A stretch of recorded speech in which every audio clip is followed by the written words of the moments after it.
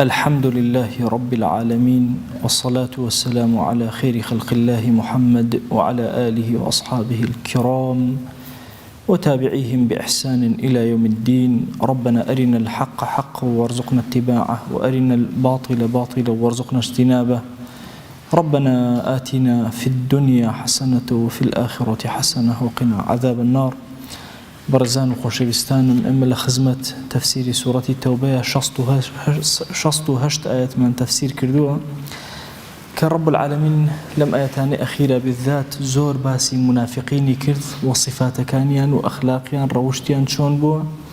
وبيغمبري خواه صلى الله عليه وسلم شون مراعاتي كردون شون هولدا ومداراتيان لقلاكا هرشون به. لم آياتها رب العالمين باسی کی تر بو ئێمە ئەکات، باسێکی زۆر گرنگ. ئێمە وا نەزانین تەنها کافر و منافق لە زمانی ئێمە هەبووە. ئەفەرمێ دوای ئەوەی باسی منافق و منافقات ئەکات چکە ئەخیر ئاەت باسی ئەوەی کردووە مەزانن منافقین تەنها لەناو پیاوانە هەیە، لەناو ژنانیشە هەیە.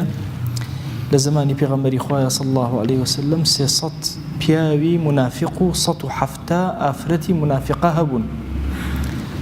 يد مسألة كتير بو إما باسكات أم آياتي بيروزي 69 أفرمي كالذين من قبلكم هروكو أواني بيش إيوه كافريشيان هبو منافقيشيان هبو.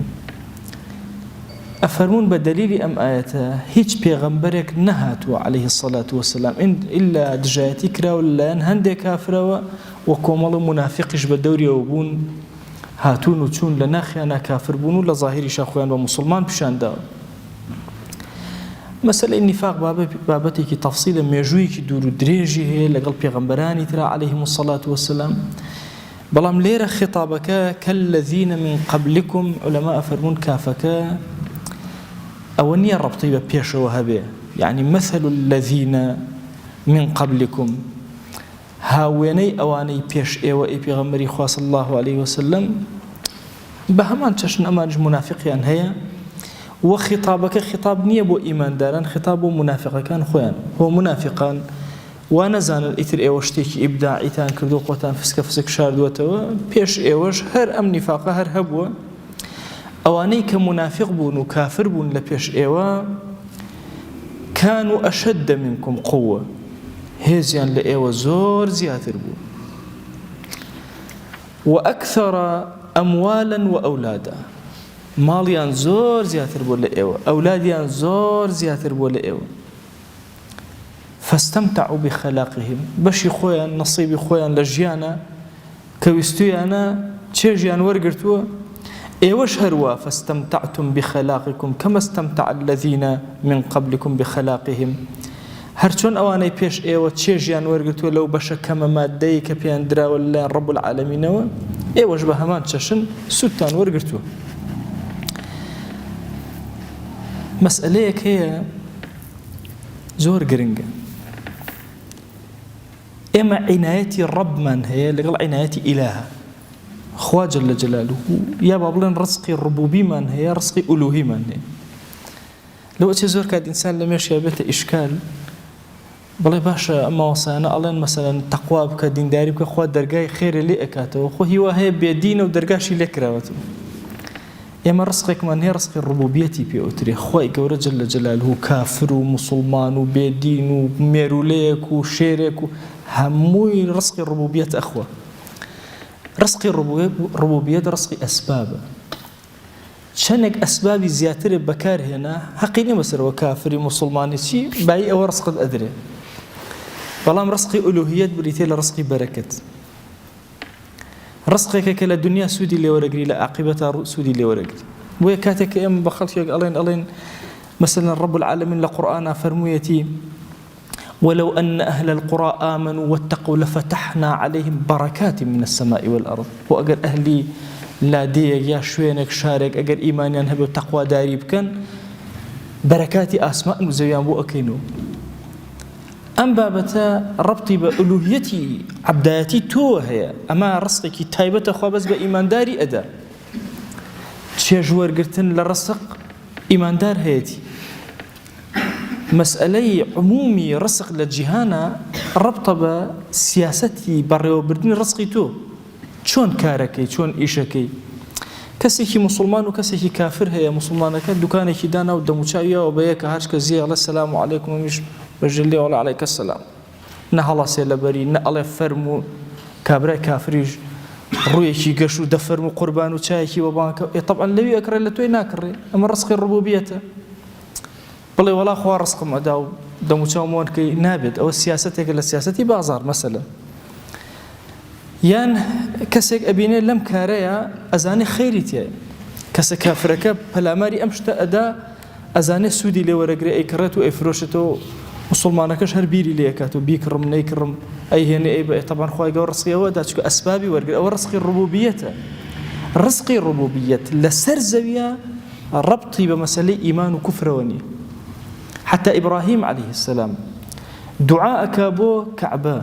خواجان هرچ كز لبنا أم كعبة أواني كإيمان دار رزقيان بدا خوا جل جلاله أفرمي إيمان دار وغير إيمان دار رزق دم شك أول رزق الربوبية كز لسر زاوية يبي رزق به كافريج ما في رزقه هي لسر زاوية بو إلا مسألة رزق الربوبية زور كاد إنسان وتصور أكا طبعا فكري كيش هي لراسية 100 صال لو شيء إشي لسر كرابي لأمتي إسلامية بو مسلمان لباشك شيء اقتصاد به زور گرنگی بەوە دراوە بەشە ئولوهیەتەکەی ڕزق باس کرا بەشە ڕوبیەتەکە باس دەکراوە کە پشکێکە لە دینی ئێمە بەشە ئولوهیەتەکە باس کراوە عەبدایەتی جوان بە تاعەتت چاک بێ صادق بە لە کار و کەسە خوا بەرەکەت بەسەر تابان ڕزقت زیاد ئەوە ڕاستە بەڵام لە پەنای ئەوە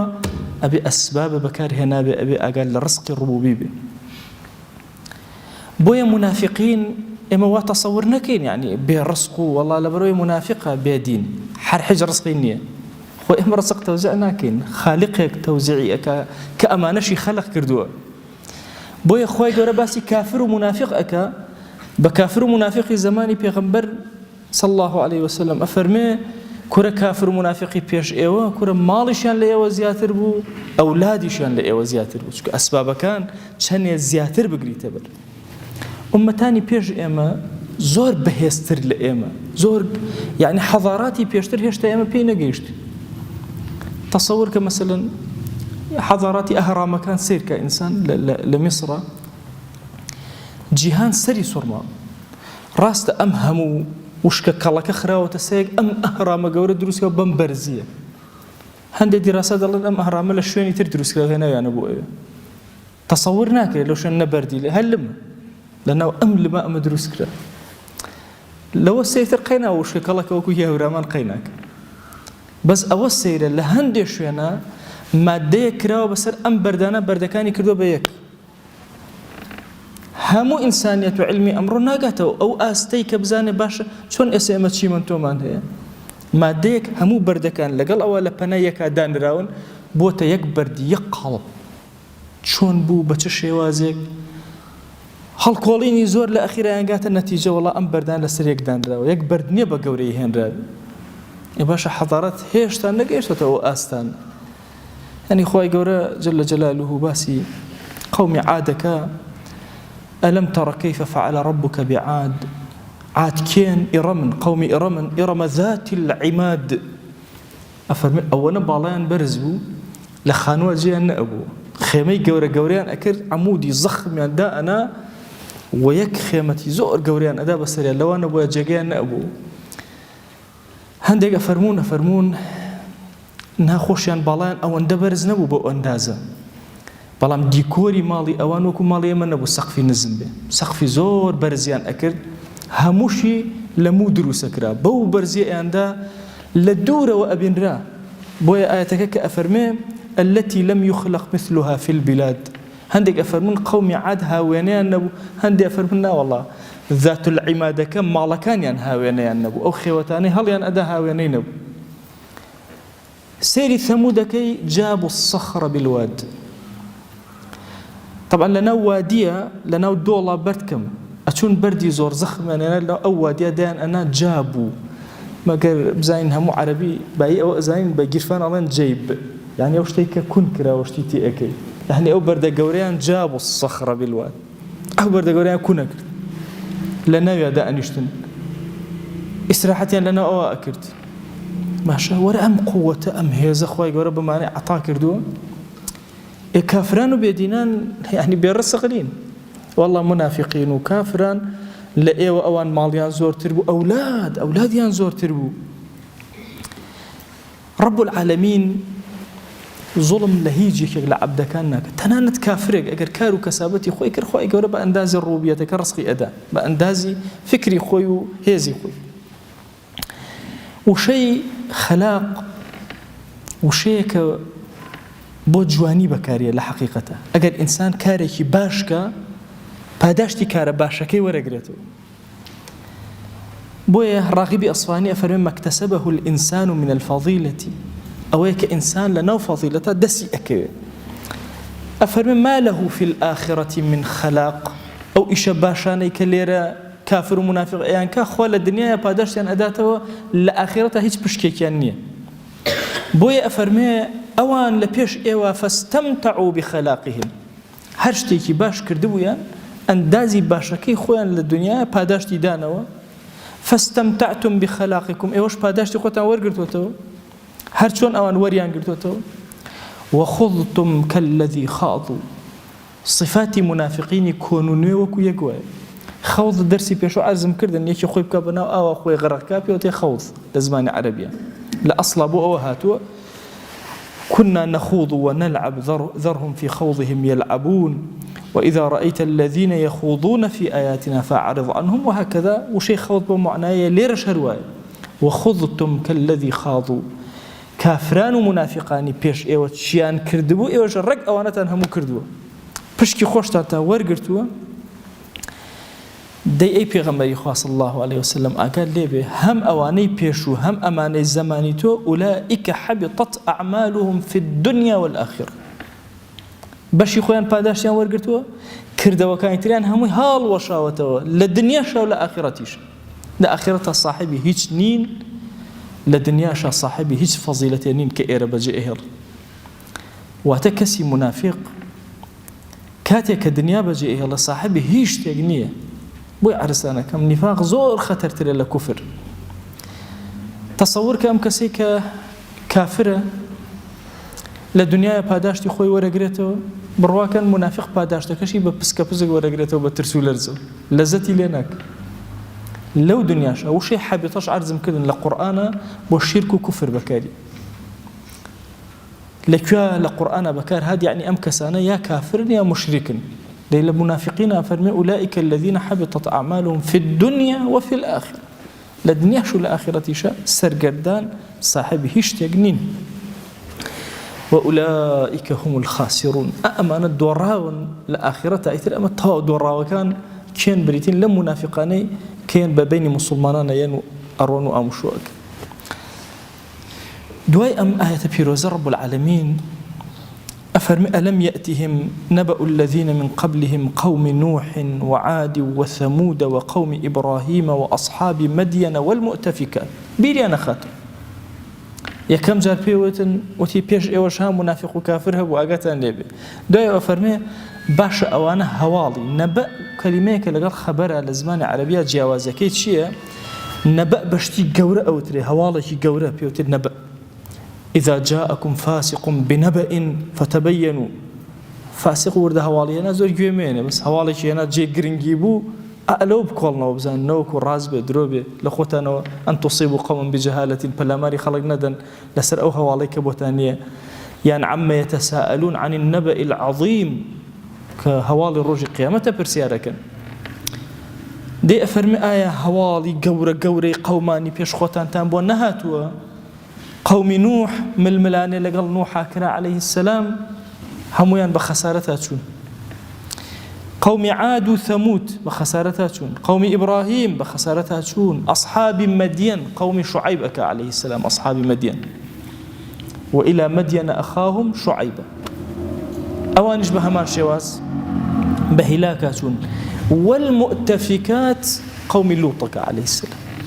لزمان عربية كلمة ما نبيوت إفك يعني بهتان شكا بهتان شتكا هلا جريتو مؤتفكات يعني أو قوميك هل جرانوا خوا جل جل عقوبكي بودان هل جرانوا دهني بعرزة برزي كرنوا حتى للروايتك أفرمي أوان دبرز بونوا جويان لكلا شيركاني أسمال بك آخرا إن جاب بعكسه هنا نينو باشە کەپز بوو لەبەرچی لەبەرەوەی طبیعەتی ئینسانیەتیان لە مەسەلەی قەومی لوط و کاری نێربازیە طبیعەتی ئینسانیەتیان عکس کردبووەوە خوا جەل جەلالوهو عکسی کردنەوە والمؤتفكات أي أقومشتان نبيستو آوا هرهم يعني أتتهم رسلهم بالبينات پیغمبران يعني عليهم الصلاة والسلام هاتن بولان نكهر هاتنو هواليان بدن بالبينات يك پیغمبرني عليه الصلاة والسلام هاتب إلا بينه روشني هبو معجزي هبو هر يكي بزمن خوي بشيوازي خوي معجزات تأيدي كردو معجزة بريتي خرق عادة ئەم شتانەی کە ئینسانیەت ئولفەتی پێوە گرتووە ئولفەتەکە ئەشکی طبعا ئینسان کە بیر لە دەسەڵاتی خوا کاتەوە معجزە ئاسایی ئەبێتەوە لای بەڵام کەسی بێدین زۆر زەحمەتە بەلایەوە معجزە بەڵام ئینسان ئەگەر بیر کاتەوە کتێبێکەیە بە ناوی معجزاتی ئەحمەدی ماسە سەعیدی نورسی نووسیوەتی کتێبێکی زۆر نایابە ئەو کتێبە کۆمەڵە مقدماتی زۆر گرنگی تایە بۆ دامەزراندنی فکری معجزە لە دڵی ئینسانە يعني خوا جل جلاله لا دصلات قدرتي عظيمة أو هيا دنك خرمائك بتشوك تولى الزوية بين جائكات الدار كي برزو أوهم خرمائي أقري تو سودي لي ورقلي إسفادي لي أكي أقر كسي بيت بلا بلا أم دنك خرمائي بالاي أو أند برز أو أند شيرينة أخي تدم طالب أخوانا الشيرين بالاشي برز بس كاتك سيري دصلاتي خوا أكي خوا قوتي هي أمي بوبكا دصلات وقدرتي هي أمي بوبكا قناعتك معجزة شاو هاي أجر خوا بالريالي داوى السوتي نربي تبى أبو إبراهيم عليه السلام نسود لدى صلاتي خوايا جل جلاله أمشتيك إما ألفت من بيوا قرتوا نا ألفتك شي هي هريك لإما تصورك دوچاوی پێداوین لوتێکی پێداوین دەمی پێداوین طبیعی ئیمامی ئالوسی لە تەفسیرەکە فەرمێ نەفەرێک لەدایک بوو سەری لە ناو سنگیا بوو سەری ئەوە بەرز نەبوو ڕێک لە ناو سنگیا بوو لە زمانی ئەوە ئەڵێ وەکو ئینسانەکانی تر ئەژیا و خواردنی ئەخوارد و پێ ئەکەنی و قسەی ئەکرد خوا جەل جەلالوهو ئەوێ پێمان بڵێ ئەکرێ مرۆڤ بە شێوازێکی تریش دروستکە خۆ مەرجی هەر بەم شێوازە خۆم خاوەنی هەموو دەسەڵاتەکانم لدنيا أمر أكا هنجوين للسري هنجكا بي لدنيا أمر أكا لآخرة أيكاب دريايا كل بردم تورو ربارك بمنقاش تأرو شير لير لقوانك ولا بهشتا لسر زوية وأرو هم ده صلاتي خويتي بوي معجزات بينيك بعقل إنسان بوي إنسان قناعتك بوستي تشقو قرار ببري إسماعيل نابري أوستي أو قرار بخنشي هرشيش تنقمي أكا كشتي بسكولكي نوح عليه السلام لنا أم طوفان قوريا بارزرا وأبي هم ده صلاة ومعجزات رب العالمين تاكدارك بدسي موسى عليه السلام تلقف ما يأفكون حرشي سحر كرديانا هرهم هللوشي هرب هللوشي أبيتا وكو مارك وهجديهايك حقيقي دس دابا كل شيء أبيتا دارك بدسي هم ده صلاة رب العالمين خوا جل جلاله للحظيك أبيني أمهم بفرق بارين همو إنسانيتك بيتو أمي بيان ناكري بهمو ما نكو بينو بماني بفر بارين وزبي أوا سبيكين بيان ناكري بلام رب العالمين ده صلاتك أو ندق وريا برياراتي أو لنيوان كافونونا بريار أدا آقر بسوتين وما سوتين بويا معجزاتي بيغمبران عليهم الصلاة والسلام كألين خرق عادة يعني أو شتيك لا إنسان ألفتي بيوغرت وشتيك أقوري قران ونقراني بون ونبوني بنسبة رب العالمين ويكا دي أفرمي همو بيغمبران كهاتون خو هر هاتون بيتعمل الرسالة كل بيناتي شان هنا كتي قوم كان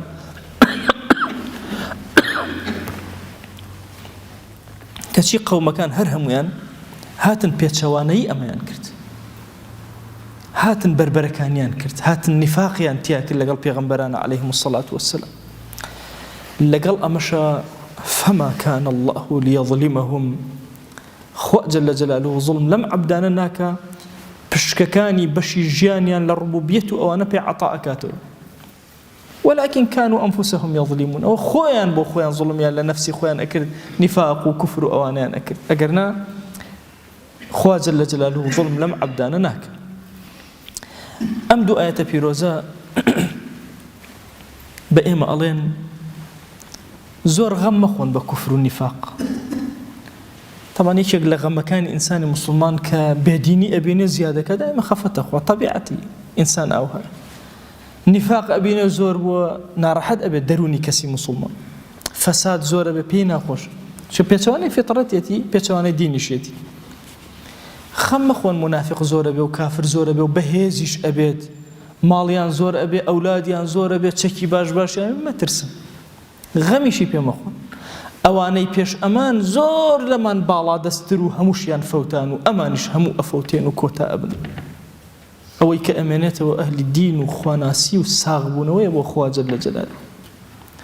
بۆی ئینسانی مسلمان مەهما کان گوناهبار بێ مەهما کان گوناهی زۆر بێ قەت ئەو پەیوەندەی نێوان خوای و خۆی نەپچڕێنێ نەفەوتێنێ زۆر گرنگیان ئینسانی مسلمان دینەکەی تووشی غەڕایی نەکە لە تەواضوع بهێڵێتەوە بەڵام کافریش تووشی ترسانی نەکە وا تەسەوور کە تازە تەواو مسلمان هەڵناسێتەوە دروست نابێتەوە ئێمە خاوەنی بەرنامە و دینێکین چۆن ئێستا لەم لەحظەیە ئەبینین ئومەتی ئیسلامی لەو هەموو ناڕەحەتی و ئێش و ئازار و سەختیە مێژووی 1000 ساڵەی خۆشمان ئەبین بڕواکەن هیچ حەضارەتێک نییە لە ڕووی سیاسیەوە بشکێ لە ڕووی دڵەوە زیندوو بێ جەنگ کا لەگەڵ جیهانە وە تۆ تەسەوورکەن ئەوروپا قووەتی حەضارەتی خۆی بەکارهێنێ گەنجی سادەی ئەمە چێتە ئەوروپا بێتە بانخوازێکی باش و خەڵک لەسەر دەستی موسڵمانە بێ چونکە قووەتی ڕۆحی ئیشەکە کە ئەنەما هەر هەموو موسڵمانێک تاکە موسڵمانێک پشکۆیەکە و هەندێک لە خۆڵەمەش سەری گرتووە لەکوێ دەرفەتی هەبوو پرتاوی خۆی ئەکات و دنیا ڕۆشن ئەکاتەوە ئاگری خۆی بەڵێسەدار ئەکات زۆر گرنگە ئێمە ئیماندار بە ئومێدێکی زۆر گەورەوە ژیان بەرینە سەر ئەوە تەسەوور نەکەین لێرە لە وڵاتی خۆمانە وەڵا فڵانە مزگەوت خەلەلی تایە ئەو مەلایەخ فڵانە غەڵەتی کردو ئەوانە هیچ نین ئەوانە شتانی کاتین ئەڕۆن ئەوەی کە ئەمێنێتەوە یان فڵانە زاڵم چەند دەسەڵاتدار و چەندێ پارێکەوە کردو هیچ گوێ مەدەنی ئەم پارانە هی خەڵکی تر بە وردەوە دەهاتوو بۆ لە ئێمە لە ئێمەش و ئەڕوا ماڵ و ئەموال و سەڵتەنەت و هەمووی ئەمێنێتەوە لەکوێ مەجالی ئەو حەضارەتە بێ دائما ئینسان مسلمان ئەم فکرەی هەبێ ئەگەر بە تاقی تەنها بم لەسەر زەویە ئەبێ ئەم پەیامەی خوا پەخشکەمەوە بەسەر زەوی ئەبەم ڕۆحیەتەوە ئەبێ مامەڵەک ئەگەر لەناو گوناهیشا بێ هەر ئەم ڕۆحیەتەی لە یاد نەکە چونکە ئەم ڕۆحیەتی دینەکە ئینسانی مسلمان ئەجوڵێنەوە حەرەکە ئەخاتە ژیانیەوە ئەزانێ هەست شعور ئەکا بە دینەکەی غیرەتی ئەجوڵێ بەرامبەر بە دینەکەی خۆ ئەگەر ئەو شعورەی نەبێ هەست ناکە عالم هەر هەمووی خراپی ئەم هەستی پێ ناکە دنیا کاول بێ ئەم هەستی بێ نە مسلمان لەسەر مەسەلەی دینەکەی زۆر هوشیار و هەستیارە جەنگ ئەکا لەگەڵ زەمەنی خۆیە هەتاوەکو پایەکانی دینەکەی تەسبیتەکە هەموو کەسێکی ئەو هەیە گەنجێک مناڵێکی ئەم ئومەتە هەمووی ئەم فکرە گەورەی هەیە هەمووشی ئیشەکە لە پێناوی گەڕانەوەی ئەم دینە پیرۆزە و دڵنیاش بن لەوە چۆن ئومەتانی تر پێغەمبەرانی تر عەلەیهیمو السەڵات وەسەلام لە زەمەنی خۆشەویستا بەو هەموو هێزە معنەویەوە منافق نەبڕاوە لەم زەمانەشا نابڕێ کافر نەبڕاوە لەم زەمانەشا نابڕێ ئێمە لەناو ململانەیەکی گەورەین بۆ هەستانەوەی حەضارەت و بۆ هەستانەوەی دینەکەمان خوای گیان ئێمە داوات لێ ئەکەین بە ناوی جوانت بە صفەتی بەرزە بە ئیسمی عەظەمەت ڕەحمەت و بەزەیی خۆت بەسەرمانە ببارێن عەفو و عافیەتی خۆت بەسەرمانە ببارێن دەرگاکانی خەیر بەسەرمانە بکەرەوە یا ئیلاهی گوناهانێ بە ئاشکرا کردومان عەفومان کە گوناهایە بە پەنهان کردومان عەفومان کە گوناهێ نەمانزانی کردمان عەفومان کە گوناهێک زانیشمان و هەر کردمان خوایە عەفومان کە یا رب العالمین خوای داوات لێ ئەکەین دڵەکانمان پاک کەرەوە یا ئیلاهی چاوەکانمان پاک کەرەوە زمانمان پاک کەرەوە گوێکانمان پاک کەرەوە یا ئیلاهی هانای فەقیری و زەلیلی و زەعیفی و گوناهباری خۆمان بۆ لای تۆ بەرزەکەینەوە تۆ بە هانامانە وەرە دەرەقەتی نەفس و گوناهی خۆمان ناین خوای خۆمان ئەدەینە دەستی تۆ مەمان دەرە دەستی خۆمان بۆ چرکە ساتێک یا رب العالمین خوای گیان ئارامی بەسەرمانە ببارێنە ڕەحمەت و بەزەیی بەسەرمانە ببارێنە یا ئیلاهی دڵمان ئاوەدان کەرەوە بە نووری قورئانەکەت یا ئەکرەم الئەکرەمین خوای گیان ئەم چەند ئاەتانێک کە لە خزمەتیانە ئەبین لەم شەوانەدا بیان کەرە چرایەکی ڕۆشن بۆ دڵمان بیکەرە چرای ڕۆشن بۆ ماڵمان بیکەرە چرای ڕۆشن یا ئیلاهی بۆ ناو گۆڕەکانمان خوا گیان ئەم ئاەتانە بکەرە شەفاعەتکاری ڕۆژی مەحشەرمان ئیلاهی ئەگەرچی دوور بین لە قورئانەوە یا ئیلاهی بەهۆی ئەم ئاەتە پیرۆزانی لە خزمەتیانە ئەبین بەرزمان کەرەوە لە بەهەشتا یا رب العالمین بەسەری بەرزەوە بە خزمەتی پێغەمبەرمان بگەیەنە صلی الله عليه وسلم یا ئیلاهی داوات لێ ئەکەین سڵاوی ئەم مەجلیسی ئێمە بگەیەنە پێغەمبەری خوا صلی الله عليه وسلم یەک ناومان لە خزمەتیا بێنە یا ئەکرەمە الأکرەمین خۆشەویستی دڵی ئێمەی پێ بگەیەنە یا ئەکرەمە الأکرەمین اشتیاقی دڵی ئێمەی پێ بگەیەنە یا ئەکرەمە الأکرەمین خوا گیان داوات لێ ئەکەین سەڵات و سەلامی خۆت هەتا ئەبەد بەسەر ڕۆحی پاکی پێغەمبەرا صلی الله عليه وسلم ببارێنە یا ئیلاهی داوات لێ ئەکەین بەخوا ئەزانین ئێمە کەڵکی دوعایەکیشمان نییە بیکەین خەجاڵەتین یا ئیلاهی لەم زەمەنە خزمەتێکی دینەکەی تۆمان نەکردو یا رب العالمین بەخوا یا ئیلاهی ئێمە لە زەمانی شوبهات و شەهەواتە ئەژین دەورەمان دراوە بە شوبهات بە شەهەوات یا ئیلاهی بەخوا نوێژێکی کرچ و کاڵ و ڕۆژوویەکی کرچ و کاڵ و ذیکرێکی کرچ و کاڵمان هەیە دانیشتمان لە خزمەتی قورئانە کرچ و کاڵ بەخوا یا ئیلاهی لە مووی سپی جوانی ئەم پیرانە جوانتر شک نابن بۆ تۆی بەرزکەین لە بێگوناهی ئەم مناڵانە لە تەوبەی ئەم گەنجە جوانان یا ئیلاهی داوات لێ ئەکەین بە حورمەتی مووی سپی ئەم جڕی سپیە جوانانەمان بە تەوبەی جوانی ئەم گەنجانەمان خوای ئەم دوعانەمان لێ قبوڵ کە و عەفومان کە خوای عەفومان کە یا ئیلاهی ئێمە لە مانگی شەعبانین و بەرەو ڕەمەضان ئەڕۆین بەخوا ئیلاهی ئیستعدادی ڕۆحیمان بۆ دروست نەبووە داوات لێ ئەکەین دروستمان کە ڕۆحمان گەشکەرەوە یا ئیلاهی بمانگەڕە لەو کەسانەی بەسەری بەرزەوە بە حوزوری ڕەمەضان ئەگەن یا رب العالمین خوای گیان داوات لێ ئەکەین لە گوناهی دایک و باوکمان ببوورە لە گوناهی خزم و کەس و کارمان ببوورە لە گوناهی خێزان و مناڵ و ئەولادمان ببوورە یا ئیلاهی لە گوناهی مامۆسا و قوتابیمان ببوورە لە گوناهی هاوڵانمان ببوورە لە گوناهی دراوسێکانمان ببوورە یا ئیلاهی داوات لێ ئەکەین بە ڕەحمەت و بەزەی خۆت لە گوناهی ئومەتی پێغەمبەری خوا صلی الله عليه وسلم ببوورە ئیلاهی لە گوناهی مردوەکانمان ببوورە تایبەت ئەوانەی خزمەتێکیان بەم دینە شیرینی تۆ کردو خۆیان لە گوناهی هەمویان ببوورە ئیلاهی ئەوانەی لە مزگەوتا سوژدەیەکیان بۆ تۆ بردووە لە هەموو عمریانە یا ئیلاهی لە گوناهیان ببوورە ئەوانەی خزمەتێکیان کردو یا ئیلاهی لە گوناهیان ببوورە ئیلاهی موسڵمانانێکی زۆر بێکەسن لەناو گۆڕەکانیانە کەس نییە دوعایەکیان بۆ بکە بێوەچەوە ئەولاد ماونەتەوە بێ کەس ماونەتەوە ئێمە لەم مینبەرەوە هاوار بۆ لای تۆ ئەهێنین یا ئیلاهی لە گوناهی هەمویان ببوورە ئازارەکانی ناو گۆڕیان لەسەر لا ببە یا رب العالمین یا ئیلاهی داوات لێ ئەکەین ئەمڕۆ عالەمی ئیسلامی لە ناڕەحەتێکی زۆر گەورەیە ئیلاهی هانای زەعیفی خۆمان لە بەردەستی کافرانە بۆ لای تۆ بەرزەکەین بەخوا ئیلاهی هیچمان بەدەست نییە لەم جیهانە تەنها ئەتوانین نرکە و ناڵەی ناخمان لای تۆ باسکەین یا ئیلاهی بۆ تۆی بەرزکەینەوە ئەم ئومەتە بخەرەوە سەر قاچەکانی خۆی یا ئەکرەمە الأکرەمین خوای ئەم ئومەتە بخەرەوە سەر قاچەکانی خۆی یا ئەکرەمە الأکرەمین یا ئیلاهی ئەگەرچی ئێمە شیاو نەبین خوای شیاومان کە و قیادە و سیادەی جیهانمان پێ عەتاکەرەوە یا رب العالمین یا ئیلاهی داوات لێ ئەکەین